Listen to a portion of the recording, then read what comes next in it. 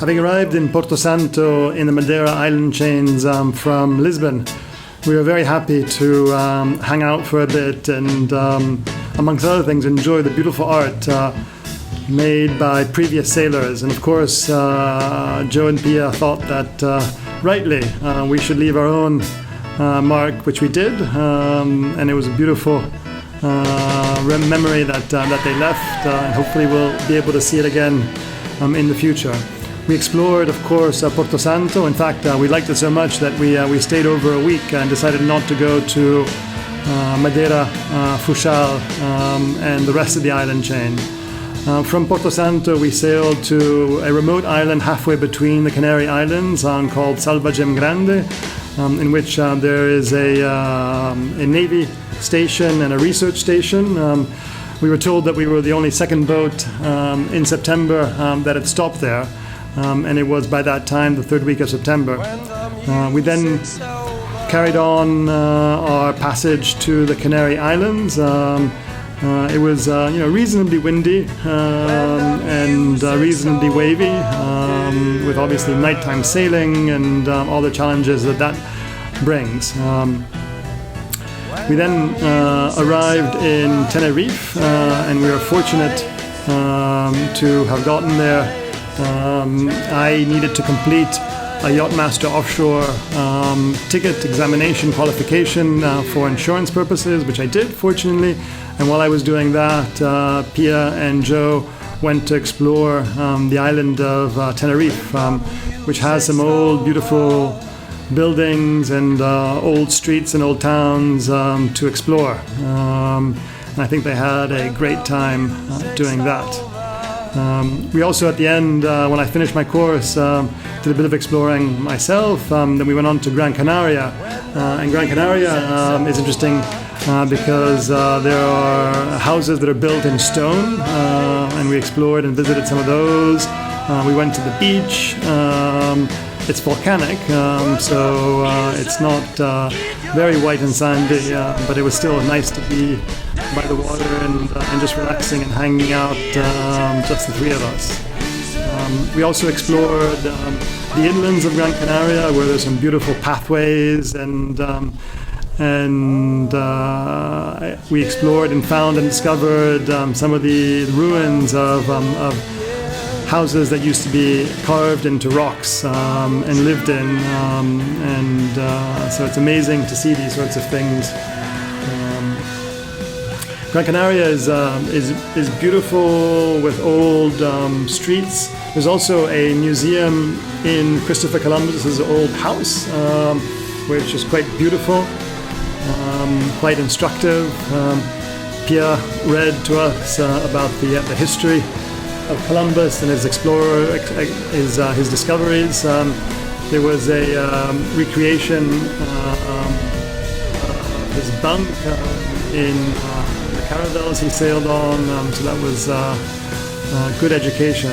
The old town of Las Palmas is also quite beautiful. We then went on to Cabo Verde, and actually we discovered that the west coast of Africa is quite busy with lots of ships going up and down, which made navigation, particularly at night, sometimes quite challenging.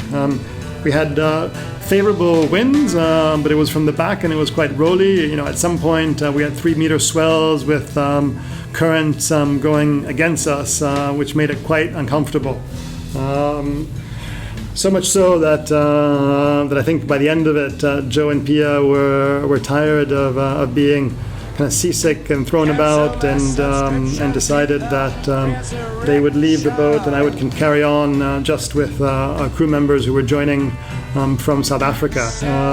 It was bittersweet for me because it's nice to have them on board, but it was also that was the bitter part. But the nice part of not having them on board is that I didn't need to worry about them, and I could enjoy the crossings down the road more than maybe I would have had they been around, and I would have been worried about them. So again, bittersweet, and I obviously respect their decision. As you can see, some of the waves were big, and you can never really get a sense for them properly. in photos. They always seem so much smaller than they do in reality. As we approached Cabo Verde, we had the welcoming dolphin pod, which we were delighted to see. And then we got towards the island of San Vincent, on which Mindelo is. And we were very happy to get there, very happy to get to the marina, even though the marina was quite bouncy. We made some great friends in the marina, our neighbors and others, and I think some of those friendships may last beyond this trip. Exploring Mindelo was interesting and full of surprises. The fish market and the fresh produce markets were great places to stock up with fresh food. We also went on to the neighboring island for 5 days of trekking, Santo, and we had a guide with us for that whole time, Nelson, who was fantastic. It was great to have him along. And we hitched on different buses. We got collective buses. We got some private taxis, and most importantly, we did a lot of hiking and the pathways and the terraces and the things that you can see by foot in Santo are truly spectacular. Things that farmers would typically see as they cultivate their terraces by the sides of these mountains, and we really enjoyed our time there. We really enjoyed spending time with Nelson and seeing how his family, we met his brother, his friends, and people he knew, and other people that we met lived in Santo. It was a very interesting cultural part to our trip. There was some spectacular scenery, and I felt it really like we were at the end of the world, and most amazing wildlife, and just good moments and good times hanging out together. We learned some of the traditional ways to make the national dish, cachupa, and again, the pathways and the walking that we did was really world class. Typically, we would stop at someone's house for lunch.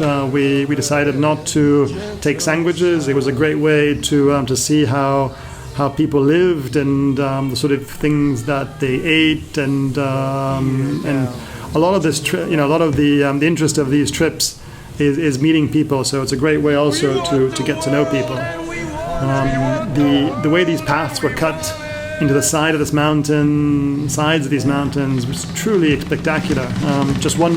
We wondered whether it would have been possible, had there not been slaves to do this work many centuries ago. So in some ways, these beautiful paths have a terrible history, but still they're there, and what an experience it is to walk them. Tough, sometimes it was quite hot. So we were perspiring a lot, but we were so happy, particularly after a long crossing, to walk and see nature and see greenness and see other people. We met some of the other people, or we joined up with some of the other people who were in the marina to save a little bit of money, and that was great because they were fantastic. The scenery from one side to the other of Santo goes from lush, tropical, almost jungle to deserty conditions on the dry side that resemble more Mars than anything else. And the shots and the images that we did really do not do justice to the true beauty that this land possesses and Santo has, and the pathways were just second to none, as you can see.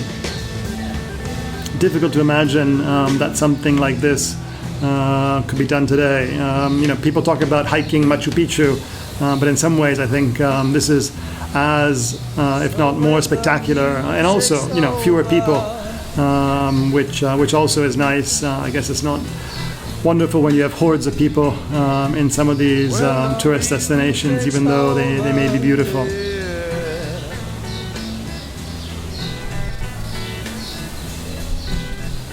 When the music's over, turn out the lights, turn out the lights. We spent evenings typically in a bed and breakfast, which was comfortable, not luxurious, but we certainly managed to get a shower and have some good food, and we were welcome to rest our legs after a hard day's walk. We typically walked between 3 and 5, 6, 6,